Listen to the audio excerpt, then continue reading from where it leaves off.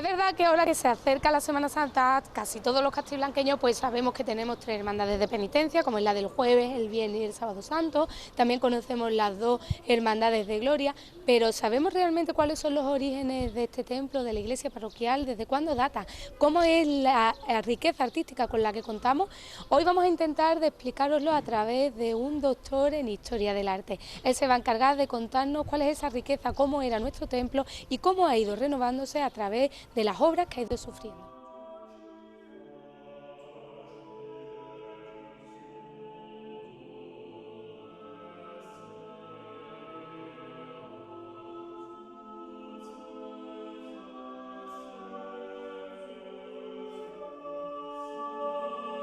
Para hacer el recorrido histórico por este templo nos hemos encargado de contactar con Salvador Hernández, un vecino de nuestro pueblo, doctorado en Historia del Arte. Él nos va a ir haciendo un poco de recorrido por la historia de la iglesia, el Divino Salvador, que data, o los primeros datos que tenemos oficiales de esta iglesia, es de la década de los 30 del año 1500, ¿no? Sí, exactamente, la década de 1530 en que aparecen los primeros registros de bautizos en los libros sacramentales.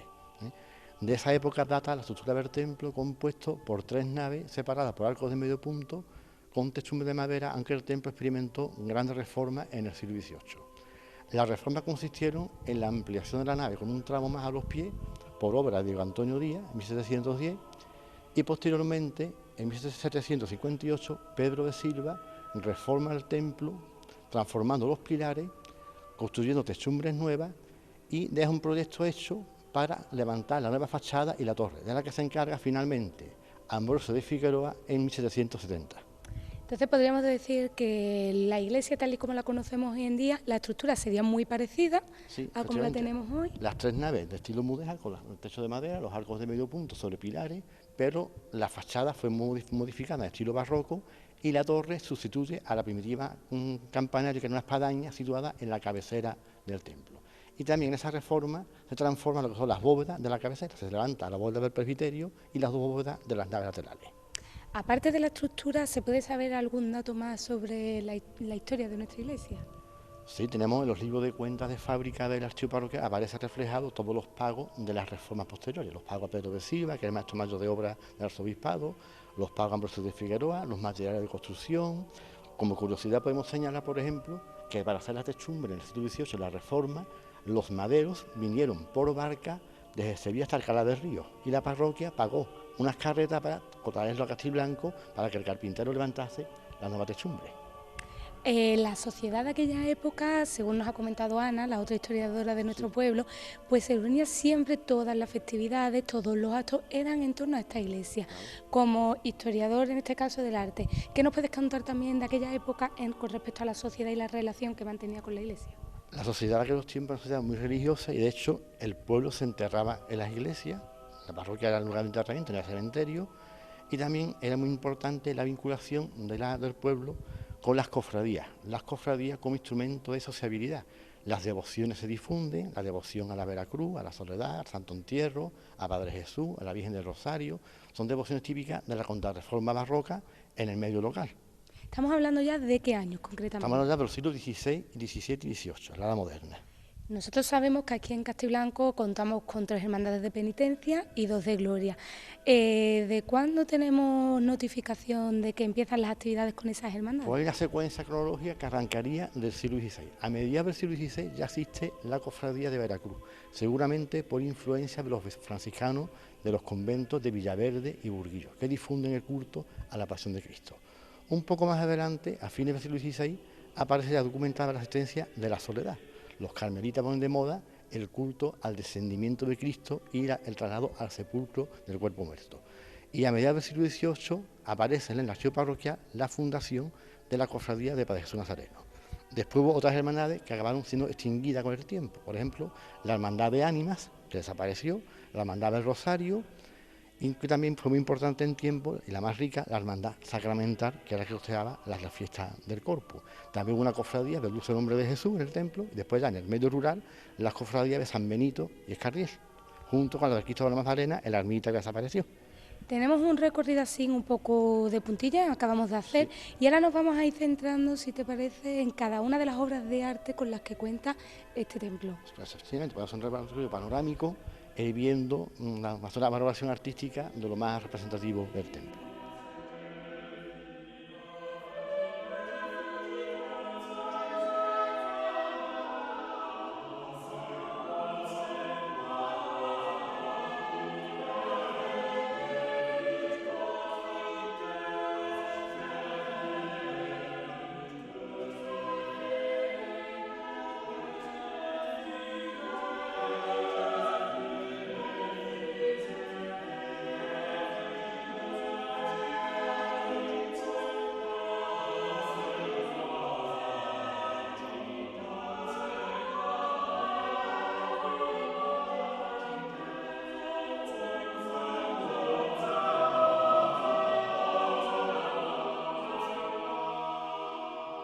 La primera parada la realizamos en el altar mayor. ¿Qué nos podrías contar de este altar? El altar mayor es una de las obras más importantes del templo, aunque desafortunadamente fue víctima de una mala restauración en los años 80.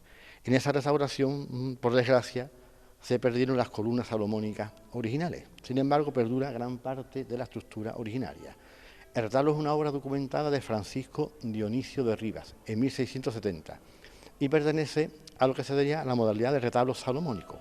Consta de un cuerpo dividido en 3 calles con columnas salomónicas y arriba un ático. Y en ese retablo se reparten esculturas y pinturas.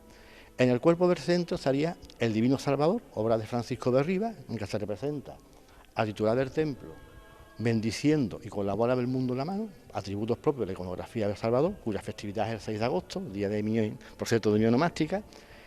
Encima del Salvador estaría el Cristo de San Agustín, obra también de Francisco de Rivas, que tuvo gran devoción en tiempos porque se sacaba en rogativas, para si llovía o no llovía. Este Cristo se llama de San Agustín porque es una copia en versión barroca del crucificado gótico del Cristo de San Agustín de Sevilla, de los agustinos, que gozó de gran devoción en Sevilla, y los pueblos surgieron, digamos, réplicas de ese Cristo de los agustinos sevillanos. Flanquean estas imágenes varias pinturas que representarían, por un lado, a San Pedro con las llaves, San Andrés con la cruz en aspa, y la parte de arriba, el segundo cuerpo del retablo o ático, flanqueando el Cristo, aparecen San Francisco y Santo Domingo. Son 2 devociones muy típicas del momento. San Francisco, devoción franciscana, los frailes predican en los pueblos, sobre todo a Castiblanco venían muchos los franciscanos de Villaverde y Burguillo, de Aguasanta, concretamente, a predicar, y difunde esa devoción a San Francisco como santo de los pobres, y Santo Domingo por la devoción de los dominicos, que también predican en los pueblos, sobre todo en la Cuaresma. En la Cuaresma era frecuente que viniesen predicadores de los conventos de Sevilla a predicar esas ceremonias y difunden sus devociones propias, de que cada uno haga propaganda, digamos, de su orden. Los franciscanos difundirán a San Francisco, la devoción a la Veracruz, y los dominicos van a difundir el culto a Santo Domingo y también la Virgen del Rosario. Por eso habrá aquí cofradía del Rosario seguramente impuesta, ¿no?, y promovida por algún dominico en alguna predicación. Salvador, como hemos comentado, está este templo, pues el nombre que recibe desde el primer momento es la Iglesia del Divino Salvador. En un primer momento, ¿cómo era el altar que contaba este templo?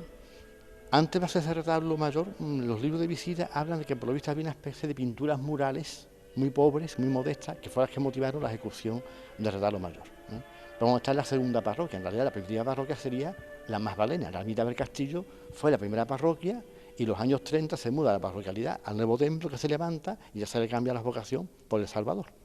Una vocación que solamente se da en pocos sitios. Aquí en la comarca, en el Ronquillo, en la parroquia del Salvador, en Castiblanco, Vejer de la Frontera, Jerez, una vocación muy poco frecuente.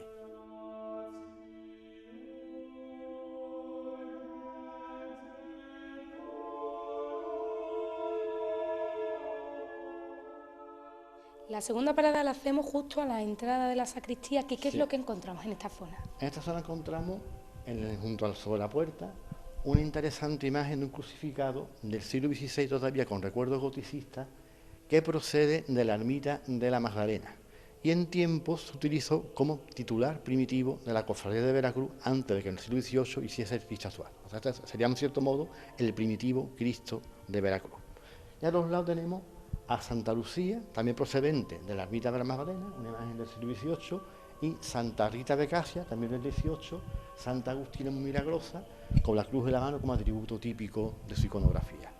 Y que a continuación encontraremos el retablo de Santa Ana. Es un retablo del siglo XVIII barroco, con un cuerpo con tres caras, decorado con hojarasca y estípites, que el estípite consiste en una especie de soporte en forma de estaca o pirámide invertida, que articula el retablo, y el retablo se adorna con diferentes esculturas, algunas muy interesantes, como el grupo central de Santa Ana con la Virgen Niña, que es una obra de buena calidad, de escuela sevillana del XVIII, anónima, aunque recuerda lejanamente las obras de Duque Cornejo.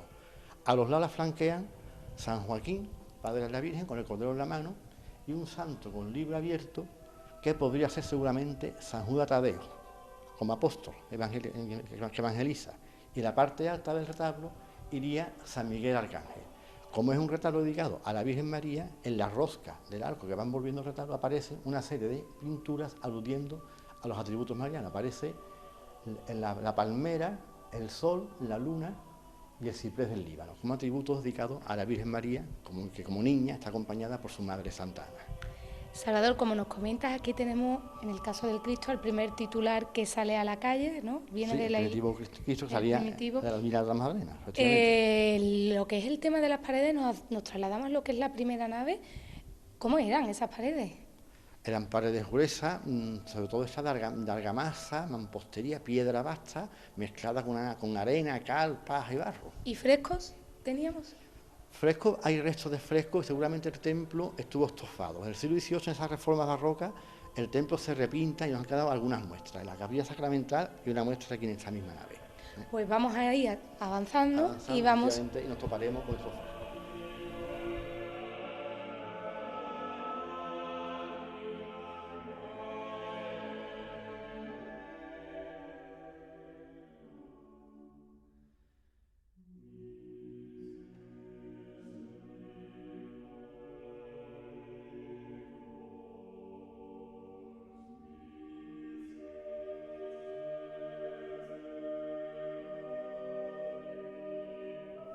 Antes hemos hablado de que los frailes predicaban, los dominicos venían a Castiblanco, los franciscanos, y los dominicos predican su devoción, la devoción a Santo Domingo, sobre todo la devoción al Rosario. Y en Castiblanco hubo cofradía del Rosario, que se funda a comienzos del 17 y desaparece en el 19, pero ha quedado la imagen titular, muy repintada, muy restaurada, aunque tiene todavía cierta frontalidad, cierta rigidez que recuerda a esa tipología de obra del 17. Obedece al modelo típico de Virgen del Rosario, con el niño en la mano, con el cetro, aunque ha desaparecido el rosario que portaría en tiempo en la mano. El retablo es obra documentada de Pablo Guisado en 1729, es un típico retablo dieciochesco, decorado con decoración de hojarasca, hojas de cardo, los famosos estípites o soportes en forma de estaca que articulan el retablo.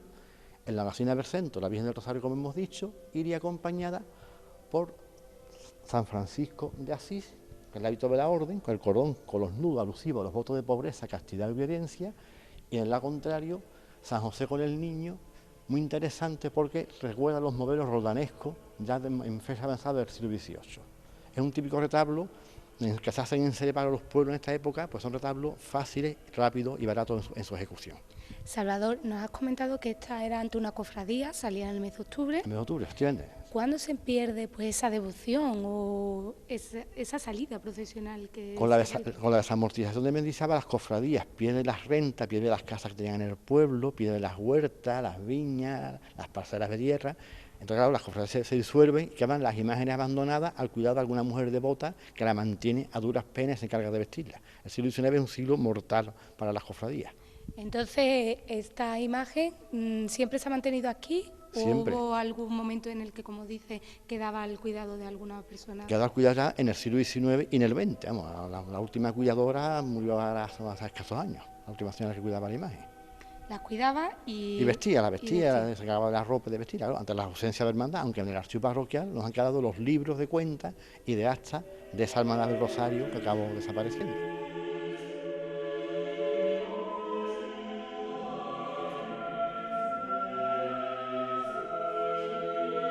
Y como nos comentaba, nos paramos ahora en lo que es el primer fresco que contamos con en esta primera nave del templo. Sí, los frescos, como están muy deteriorados, son difíciles de identificar, pero a simple vista, por lo que podemos ver, son obras ya barrocas, y aquí por lo poquito que podemos vislumbrar, se ve que la composición consistiría en una columna salomónica flanqueada por una figura angélica que descorre unos cortinajes, y en la parte inferior de esa columna aparece un santo vestido con hábito monacal, calvo, con barba, que a simple vista inevitablemente nos recordaría a San Benito. Lógicamente, como patrón del pueblo debe estar presente en el templo. En el lado contrario, la composición debería continuar con algún otro santo que desconocemos. Claro, solamente nos ha aparecido este fragmento que nos permite hacernos una idea muy vaga de cómo pudo ser la composición. En cuanto a la imagen que también tenemos en esta zona. La Virgen del Carmen ya es una obra de serie ya moderna del siglo XX, ya contemporánea. Tuvo un tiempo un retablo neoclásico que duró hasta los años 70 en que acabó esa Hay que tener en cuenta que la parroquia, con el paso del tiempo, ha habido obras que por deterioro o mal uso se han ido estropeando o desapareciendo. Hay algunos altares que han desaparecido y que solamente lo conocieron los vecinos más antiguos.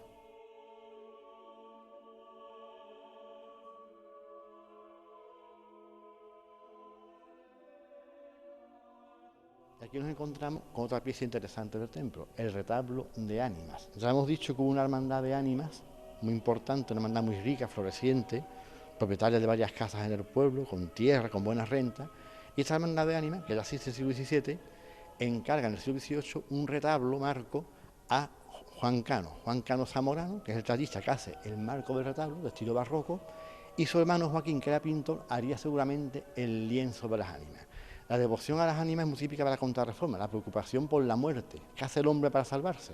Pues el hombre ha de frecuentar los sacramentos para cuando llegue el juicio final ser salvado. En el cuadro pueden ver cómo en la parte inferior se ven las ánimas sufriendo en el purgatorio, entre las llamas purificadoras, pero a medida que van purgando los pecados, van siendo sacadas por los ángeles.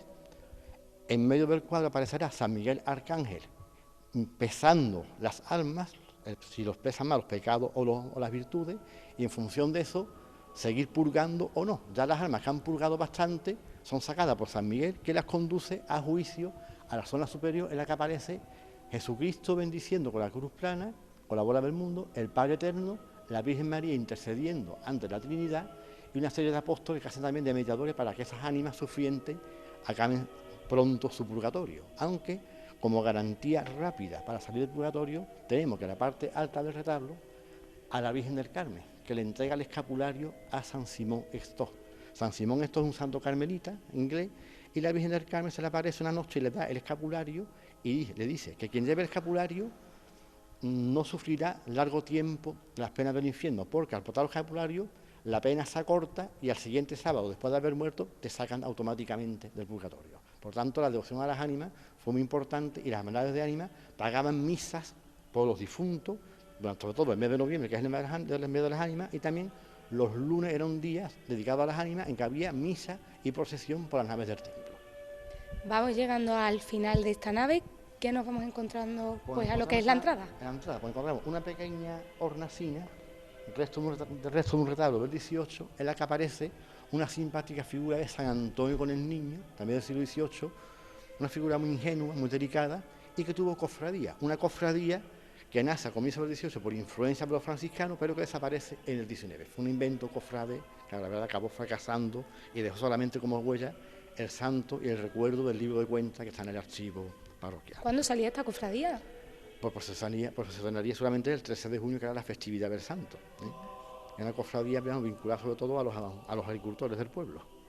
Y por último... Por último, el cuadro de San Cristóbal, que en tiempo estuvo en la nave contraria del templo. Claro, en el templo ha habido cambios de obras de arte, han cambiado las horas de emplazamiento, y este gran cuadro de San Cristóbal tiene una explicación iconográfica muy interesante. En los templos, desde la Edad Media, se creía que quien viese a San Cristóbal una vez al día no moriría de muerte repentina. Por tanto, era obligado que se representase a San Cristóbal a gran tamaño, San Cristóbalón.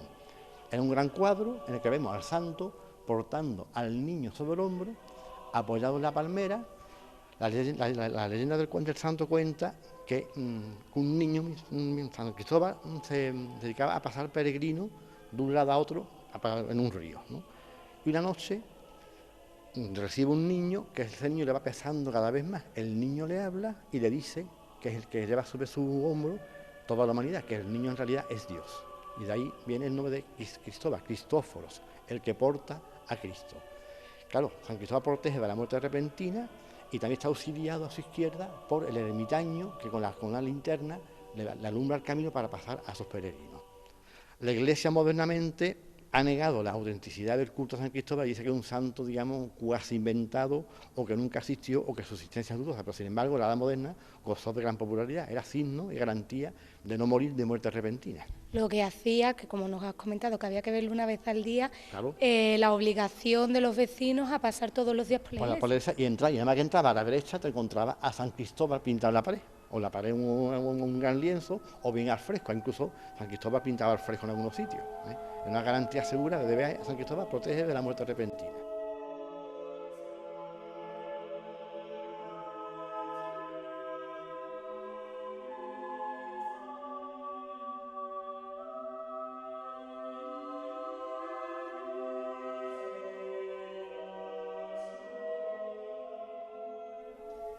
Una vez que hemos pasado de la nave central y la nave de la derecha según entramos en el templo, pasamos ahora donde se encuentran los titulares de las 3 hermandades de penitencia de nuestro pueblo. Pero la primera parada pues la hacemos con una imagen como es la borriquita que protagoniza el Domingo de Ramos. Exactamente, es una imagen de reciente ejecución, de factura contemporánea, en la que se ve a Cristo bendiciendo sobre el jumento, el pollino. Y la borriquita es muestra de la fertilidad cofrade de Castiblanco. Las hermandades históricas también están ya conviviendo con los nuevos movimientos que van naciendo, y esta sería una joven cofradía ya en vía de constituirse, ¿no?, para incorporarse a la nómina cofrade de Castiblanco. En los años 60-70 salió la borriquita, después acabó desapareciendo y ya modernamente pues la juventud está reivindicando y recuperando el testimonio de esta devoción que vuelve a renacer. ¿Cómo salía esa borriquita de aquellos años? Yo la recuerdo vagamente, un paso muy modesto, una florecita, unas candelabros, era un recuerdo perdido de infancia. ¿Los motivos por los que se perdieron? Esa cofradía la apoyó mucho don Francisco Montero, que estuvo aquí de párroco en los años 70, 80.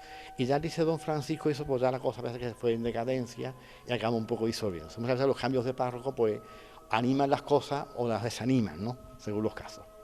Pues de la futura cofradía, como se espera, ahora mismo es una agrupación que va saliendo los domingos, pasamos a la más antigua de la que tenemos constancia, la de la Hermandad de la Veracruz. Efectivamente.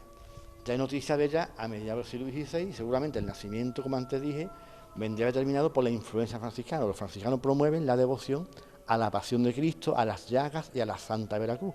Los conventos de franciscanos estaban por aquí cerca, Agua Santa en Villaverde, Santo Espíritu Belmonte en Burguillo, San Francisco Belmonte en Peñaflor. Por tanto, los franciscanos también andaban por los pueblos mendigando, pidiendo limosna, y también es muy interesante su presencia en Castiblanco porque los franciscanos suplían a los párrocos. Los párrocos, ¿sabes?, estaban ausentes en Sevilla, y las misas y los sacramentos, los franciscanos de Agua Santa o Burguillo venían a suplir al cura en su ausencia. Por tanto, digamos, hace una labor de proselitismo de sus devociones. La Veracruz, una devoción típicamente franciscana.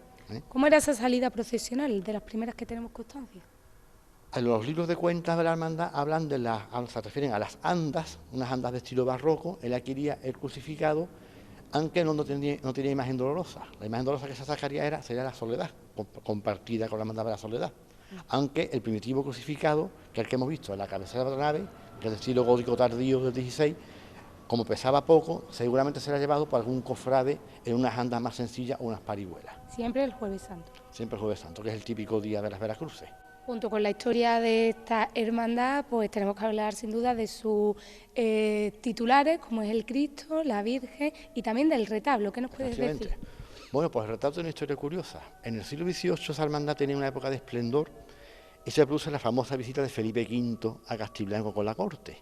Y se cuenta que la famosa anécdota, cuando Felipe V va a la ermita para Magdalena, no puede entrar en ella, se la abre, encuentra abandonado al primitivo Cristo de Veracruz, y el rey, compadecido, da una cédula real con una limosna, y la hermandad, en base a esa limosna, costea este retablo, que es obra también de Pablo Guisado, que es este Pablo Guisado que había hecho el retablo del Rosario y el que hará el retablo de la Soledad. El retablo también del siglo XVIII, con la típica decoración de hojarasca, los estípites en las esquinas, y en realidad es una gran hornacina cruciforme para cobijar la imagen del Cristo. El Cristo no es el primitivo, será el segundo crucificado, y es obra de fines del XVIII. En los libros de cuenta de la hermandad se habla de la altura de un nuevo Cristo sobre 1770 aproximadamente. Es un Cristo de un barroco tardío, con un modelado muy elegante, muy clásico, muy clasicista, un Cristo todavía aspirante, clavado con 3 clavos y el paño de pureza muy movido, muy barroco, aunque el estudio anatómico es un estudio muy sereno, muy reposado, que da a entender, digamos, la serenidad con la que se afronta la muerte. La imagen de la Virgen de la Paz tiene una historia curiosa e interesante, porque es una imagen de gloria. Una imagen de gloria convertida en dolorosa, porque esta imagen llegó aquí a Castiblanco en los años 60, siendo párroco en Córdoba, en San Basilio de Córdoba, don Guillermo Romero. Este don Guillermo era hijo de Castiblanco, entró de aquí, y se va de párroco a San Basilio de Córdoba, que era un antiguo convento convertido en parroquia, y la imagen titular de ese convento era la Virgen de la Paz, de gloria, y él, digamos, pues se la regala a la Hermandad de Veracruz, y aquí al llegar a Castiblanco, pues se transforma en dolorosa. Esta Virgen en realidad es una Virgen cordobesa, de gloria, del siglo XVIII, que gozó de gran devoción en Córdoba.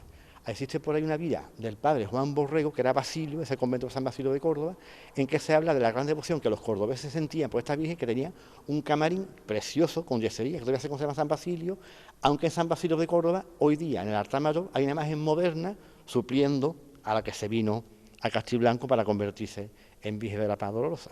¿Cómo fue esa transformación, Salvador? En los años 60. En los años 60 seguramente pues le añadirían lágrimas de cristal, le cambiaría un poco la policromía, y eso sí, en el camino pues debió de perder el niño. En la vida de ese padre Juan Borrego, que fue publicada en el siglo XVIII, aparece un grabado en que se ve a la Virgen vestida en plan muy barroco, con rostrillo y con un niño en brazos. Por tanto, en el trasvase de Córdoba a Castiblanco, pues el niño debió quedarse en San Basilio de Córdoba y no venir para acá.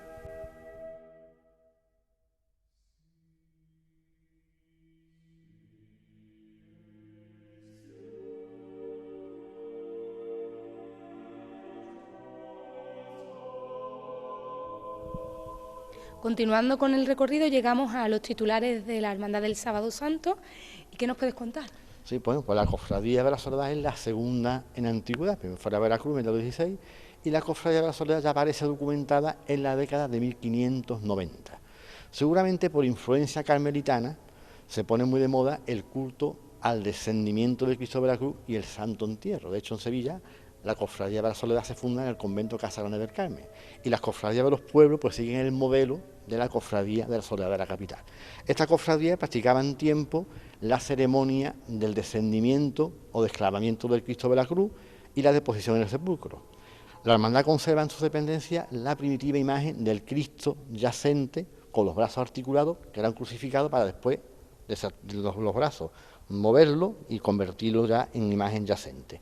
En los años 70 se adquirió un nuevo Cristo yacente, que es el que tenemos en el retablo, que es obra, parece que de comienzo del 17, adquirida en un anticuario, a Manolo Domínguez, una figura muy serena, muy clásica, que refleja el rigor mortis y esa, digamos, esa rigidez cadavérica que afecta a Cristo una vez muerto, y el retablo en sí es gemelo, primo hermano del Rosario, y también obra de Pablo Guisado en 1730. Este retablo se costea con la votación de un cura, don Diego Matías Beato, y este don Diego Matías Beato fijó una memoria de misa para la Virgen de la Soledad que costeaba con la renta de un molino en la ribera de Huelva.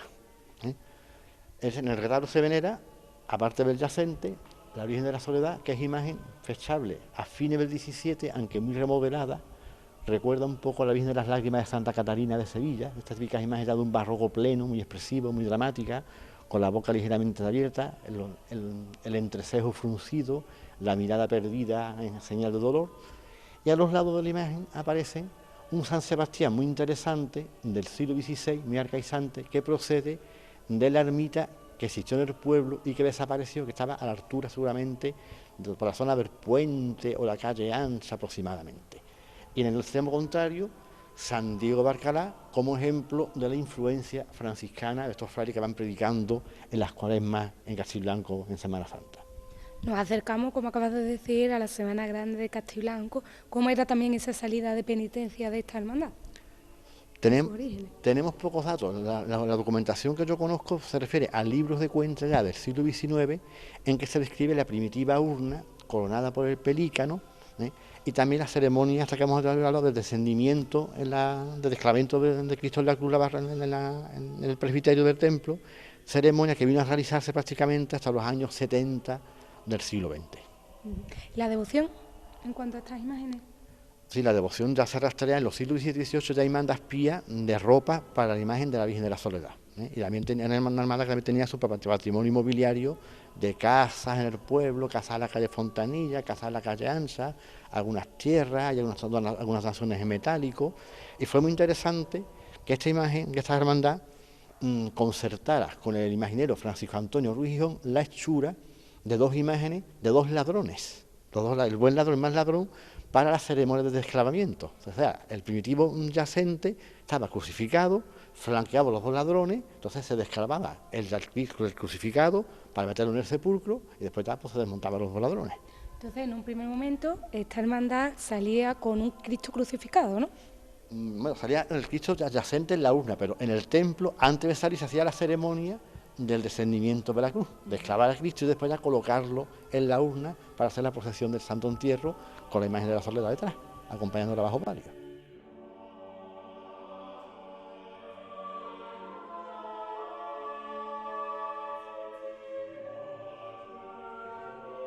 Y ahora sí, llegamos a lo que es el retablo de la patrona de nuestro pueblo, la Virgen de Gracia. ¿Y qué particularidades tiene este retablo y esta imagen? Pues este retablo en realidad es una derivación en miniatura del retablo mayor, porque es también obra de Francisco Dionisio de Rivas, efectivamente. Es más pequeño en dimensiones, pero comparte el uso de la columna salomónica flanqueando la gran hornacina con la imagen y arriba un remate, un copete, con una especie de frontón roto con voluta y la M de María.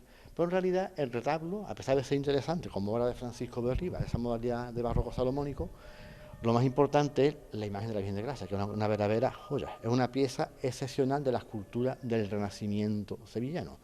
Es obra documentada de Francisco de Arce en 1580. Este Francisco de Arce es un artista de vida totalmente desconocida. Realmente la única obra conservada de él es la Virgen de Gracia. Se sabe, por el contacto, cuando firma el encargo para Castiblanco, que habría de hacer dos imágenes, una para Castiblanco y otra para Azufre, la provincia de Huelva. La de Azufre no se conserva, sin embargo, la de Castiblanco tuvimos la inmensa fortuna de conservarla. La imagen, como digo, es una joya por la estética renacentista, el equilibrio compositivo, el contraposto típico del manierismo. La imagen avanza una pierna y retrocede otra, y fíjense también cómo en la composición de la imagen la madre, la Virgen, mira con gesto clásico, elegante, hacia el suelo, en la mirada perdida, un poco presintiendo la pasión de Cristo, mientras que el niño, que es una delicia, la anatomía que tiene, el niño se revuelve en sentido contrario al gesto que hace la madre. Por lo tanto, una especie ahí como de distorsión compositiva muy típica del manierismo, una especie de retorcimiento compositivo muy propio de la influencia miguelangelesca. De hecho, el estudio anatómico del niño revela la influencia miguelangelesca, romana, clasicista, que llegaría a Sevilla en esos tiempos a través de los grabados. Por tanto, es una de las obras cumbre del Renacimiento sevillano y está aquí olvidada en un pueblo de la provincia. La salida procesional de la Virgen de Gracia pues coincide con lo que son las fiestas patronales de nuestro pueblo el primer domingo de agosto. ¿Siempre se ha mantenido esa salida procesional? Generalmente sí, en torno al 6 de agosto, que era la fiesta de la transfiguración, que era la titulación del templo, transfiguración de Cristo, el Divino Salvador, y a los pocos días salía la Virgen de Gracia. Siempre estaba unido a la devoción a la Virgen de Gracia, unida al Salvador. ¿Y el pueblo de Castiblanco era devoto a esta Virgen? Sí, aparece en mandas pías, una devoción muy parroquial, pero sí, aparece documentada en los libros de cuentas de fábrica de la fiesta mayor junto con el Salvador. Aparecen los pagos, la procesión, la ceremonia, los cultos. Y antes de entrar y ver los titulares de la última hermandad, en este caso de la del Viernes Santo, tenemos también que hablar de los dos frescos que se encuentran aquí en esta nave. Los frescos son ya más complicados de identificar, pero esta a simple vista parece que es una especie como de columna de tipo salomónico, rematada por un chapitel, y de verdad contrario, es más ilegible, pero parece que es una especie como de composición a base de hojarasca, de decoración vegetal. Podría ser obra de final del siglo XVII o comienzo del XVIII, coincidiendo con esas reformas que se hacen en el templo.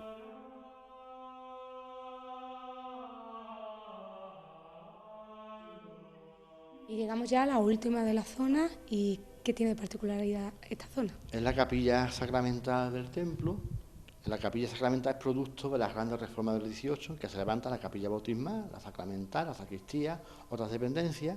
De ahí deriva la cubierta con el techo plano que tiene, con pinturas modernas del siglo XX, y se venera una imagen de gran devoción castellana, la imagen de nuestro Padre Jesús, que es una obra muy interesante de escuela sevillana de fines del siglo XVII, que revela la influencia roldanesca. Tengamos en cuenta que en esos tiempos el gran astro de la cultura sevillana es Pedro Roldán, y el estilo de Pedro Roldán se difunde por todo el reino de Sevilla, y es un estilo muy expresivo, muy dramático, muy barroco, aunque atemperado por una cierta dosis de dulzura. Iconográficamente obedece al esquema típico de la iconografía de Jesús Nazareno. Jesús cargando con la cruz a cuesta, con las manos firmemente agarradas al madero. Las manos ofrecen un magnífico estudio anatómico en que se ven la musculatura, las venas, cómo se tensan las venas por el esfuerzo físico, y también es muy interesante cómo el artista ha resuelto el estudio del rostro, un rostro con rasgos muy finos, muy perfilados, nariz larga, muy perfecta, muy clásica, la boca ligeramente entreabierta, los ojos perdidos en el infinito, demostrando una infinita mansedumbre ante el sufrimiento, y muy característico en el estudio del rostro el tratamiento de la barba, una barba acabada en forma puntiaguda, casi bífida, como partida en dos mechones, que revela esa influencia doralesca. Es una obra anónima de siglo XVII, como he dicho antes, pero que podía escribirse claramente algún seguidor de Pedro Roldán. Tuvo gran devoción en el siglo XVII en el templo, y motivo con el paso de los años que a mediados del siglo XVIII, por iniciativa de don Diego Vilor, que era cura párroco de la parroquia, se fundase una cofradía en torno a esta imagen, que acabó ya consolidándose hasta llegar a nuestros días, a pesar de algunas épocas de declive que tuvo en el XIX como consecuencia de la desamortización. Como las tres cofradías de penitencia solamente contaban con las imágenes cristíferas, el Cristo de Veracruz, el yacente del Santo Entierro y Padre Jesús, la única imagen dolorosa existente era la Soledad. Y está documentado en los libros de cuentas respectivos de cada uno, digamos, el intercambio o el uso común de la imagen de la Soledad, hasta que con el tiempo cada cofradía fue ya consiguiendo su titular mariana. La Veracruz consiguió la Virgen de la Paz procedente de San Basilio de Córdoba, la Soledad tiene la suya del 17, y la Hermandad de Padre Jesús le encarga en los años 70, en el año 76, a Antonio Eslava Rubio, una nueva dolorosa, la Virgen de la Amargura, que sigue fielmente el modelo prototípico de Eslava que se define en la de la Hermandad de Molviedro. Es una fiel réplica de la Virgen del Mayor Dolor de Molviedro. Eslava sigue en su estilística neobarroca la estética de Juan de Mesa. De ahí deriva ese gesto de dolor angustioso que refleja la imagen con la boca entreabierta, la mirada perdida hacia el cielo y el típico entrecejo fruncido que emplea Eslava siguiendo la estética de Juan de Mesa. Por tanto, Eslava recrea la estética de Juan de Mesa en pleno siglo XX.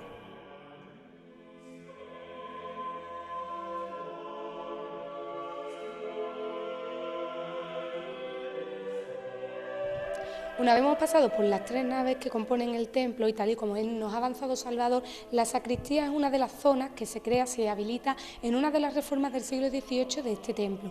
Esta sacristía pues también tiene su particularidad y sus peculiaridades porque tenemos pues varias zonas interesantes de dar a conocer al vecino, como por ejemplo esta vitrina que tenemos justo detrás. La sacristía en realidad es la depositaria de lo que llamamos las artes suntuarias, la orfebrería y los bordados, que forman también parte de la historia del arte. En cuanto a orfebrería, en el armario se exponen algunas piezas interesantes, como por ejemplo el ostensorio de la custodia del corpus, la custodia profesional, que es una obra manierista de comienzo del XVII, que consta de una peana o basamento, una vara o ástil y lo que sería el sol o viril, en el que se ven rayos alternando lisos y ondulados. Es una obra de hacia 1600. También son interesantes algunos incensarios, hay uno del 17, otro del 18 y también un copón barroco del 18 que está en la zona inferior, junto con algunas coronas pertenecientes a imágenes antiguas que tienen traza de ser seguramente quizás del siglo XVIII. También hay otras piezas de interés, como por ejemplo aquel tabernáculo frontero del 18, un cuadrito con un San Antonio con el niño, popular, muy simpático, obra digamos casi de tipo knife, y también una cosa importante en la sacristía. Una de las pocas muestras de bordados que nos han llegado, que tenemos en la vitrina de enfrente, que es una especie de dalmática, de casulla para las misas, en la que está bordada el escudo de la parroquia, que el escudo de la parroquia es la bola del mundo, con la cruz encima, alusiva al sábado del mundo, ¿no? El divino sábado, que es el atributo iconográfico. Y también sería interesante hablar algo del archivo parroquial. Aquí tenemos un archivo parroquial muy completo. Claro, un patrimonio en Castiblanco en la guerra civil no sufrió nada, se salvó todo. Está prácticamente completo, excepto algunas cosas que se han estropeado por deterioro o se han ido perdiendo por estropeo, se han ido cambiando o sustituyendo, ¿no? Pero vamos, en general el patrimonio está bastante bien conservado y bien completo, ¿eh? En todo momento durante la Guerra Civil, pues tanto las imágenes, las obras de arte con las que cuenta esta parroquia, ¿permanecieron aquí? Por los testimonios orales que me han llegado, las imágenes fueron repartidas entre los vecinos del pueblo. Digamos, la parroquia quedó prácticamente casi vacía, con los retablos, pero vamos, la orfebrería y las imágenes, todo lo que era transportable, pues se pudo salvar. Afortunadamente no hubo ningún destrozo, no hubo nada que lamentar, ¿no? Durante ese periodo de la historia de nuestro pueblo, ¿para qué se utilizaba la iglesia? ¿Cómo quedó la iglesia? La iglesia parece que estuvo cerrada el curso, pero vamos, no se le dio ningún uso como almacén, ni se profanó, ni se le hizo, digamos, un daño, ¿no? Como en otras partes. En otros sitios la convierten en garaje, un almacén, un colegio, ¿no? Aquí parece que no hubo daño.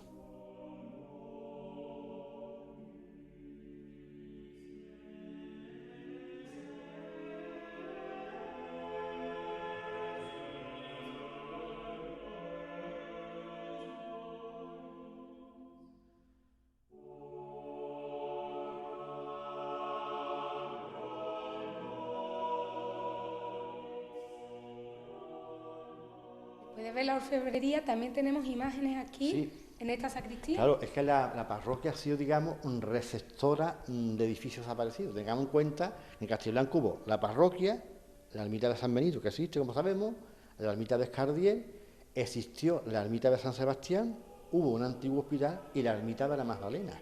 De la ermita de la Magdalena es posible que proceda esta pequeña dolorosa, obra de la segunda mitad del siglo XVIII, muy expresiva, muy dramática, que se atribuye a Cristóbal Ramos.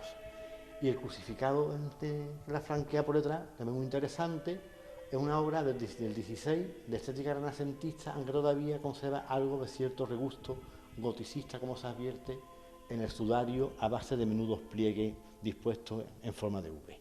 ¿Nos has comentado dónde pudo estar la Virgen, el Cristo? Pudieron estar seguramente en la ermita de la Magdalena, ¿eh? La ermita de la Magdalena, que se arruina en el XIX, de ahí vinieron muchas imágenes a parar a la parroquia, ¿no? Para que no se perdiesen. Y finalizamos ya con lo que son los documentos escritos, que tenemos un amplio volumen. Sí, es un archivo muy completo. El archivo parroquial es una fuente fundamental para la historia del pueblo. El archivo parroquial comprende la documentación que la parroquia ha ido generando y recibiendo a lo largo de su historia. Los libros de las parroquias tienen una labor sacramental, casar, ¿no? Nacimiento, casamiento, defunciones y también una administración de bienes, los bienes de fábrica. La parroquia tuvo en tiempo casas, tierras, propiedades rústicas, urbanas, y de la gestión de esos bienes se derivan los libros de fábrica, los libros de cuenta, donde la parroquia anota los ingresos y los gastos. Y en esos gastos se anotan la compra de obras de arte, las obras del templo, los pagos de las cofradías, las limosnas de los fieles. Por tanto, tenemos libros sacramentales, que son los de casamiento, de funciones y bautismo. Los libros de fábrica, con las cuentas del templo. Después tendremos libros de colecturía o libros donde se apuntan las misas que los fieles encargan. Y después tendremos ya libros de hermandades en depósito y también habrá correspondencia y papeles sueltos ya metidos en legajo. Aquí lo que estamos viendo es una parte del archivo que yo un tiempo empecé a organizar y más o menos aquí lo que estaría sería en la zona de abajo los libros de bautismo, desde el libro 1, que empieza en 1530 y tanto, hasta los últimos libros que lo tenía en uso el párroco. Después vendrían los libros de casamiento, que empiezan sobre 1650 aproximadamente, los de defunciones, que empiezan también en la misma época, mediados del 17, y ya más arriba tendríamos los libros de cuentas de fábrica que van numerados desde el 1 hasta el continuo de la serie. El primer libro de cuentas de fábrica arranca de 1595 aproximadamente y llegan hasta el siglo XIX. No sé si podríamos abrir el armario y enseñar algún libro de fábrica para que veamos la letra. Nos vamos a ir a uno de los más antiguos, el tomo 2. O el tomo 1. Sí. O el tomo 1, de los años... De fines del 16. Finales del siglo XVI. Son libros encuadernados en pergamino. Estos son señales que yo dejé en su día por algo, pues yo empecé a investigar en la parroquia. Lo abrimos. A ver. Esto es una letra, vamos, yo la leo bastante bien. In Dei nominamen, en la villa de Castiblanco, 14 de sábado del mes de abril, en 1595, el doctor Pedro Muñoz, vicario, estando presente por el Ilustrísimo Señor don Rodrigo de Castro, por la misericordia divina, presbítero cardenal de esta Santa Romana Iglesia de Sevilla, del Consejo del Rey de Su Majestad, primeramente visitó el Sagrario de la Iglesia y el Santísimo Sacramento. El relicario que se hace la visita pastoral y va tomando las cuentas de la parroquia. Está el cargo de maravedís, lo que sería lo que le llega a la parroquia en dinero, se van anotando los cargos en dinero,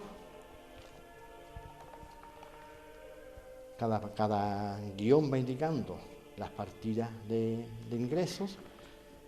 Entonces la primera parte del libro vendrían los ingresos y después continuaría con el descargo, que serán los gastos, que el descargo son los gastos de las obras en el templo, las obras en comprar obras de arte, mantenimiento de las propiedades inmuebles.